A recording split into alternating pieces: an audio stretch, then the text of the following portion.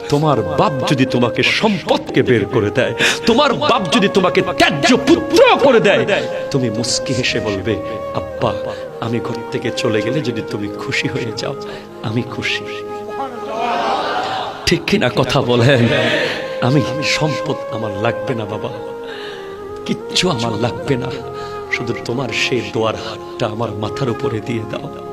বিশ্বাস করেন, আমি আপনাকে গ্যারান্টি দিয়ে বলছি, বাবার কাছে টাকা থাকলেও, বাবা ব্যবসায়ী হোক, বাবা কোটি টাকার মালিক হোক, তারপরেও চাকরি থেকে যখন আপনি বেতন পান, আপনি 100টা টাকা বাবার হাতে দিয়েন, 500টা টাকা বাবার হাতে দিয়ে, বাপ বলবে না না লাগবে না, আপনি বলবেন তুমি নদীতে ফেলে দাও।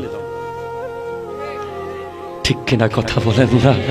দেখবেন ওই বাপ সেদিন রাতে অন্ধকারের ভিতরে দু চোখের পানি ফেলে আল্লাহকে বলে, আল্লাহ আজকে আমি ছেলে হয়ে গেলাম, আমার ছেলে বাপ হয়ে গেল,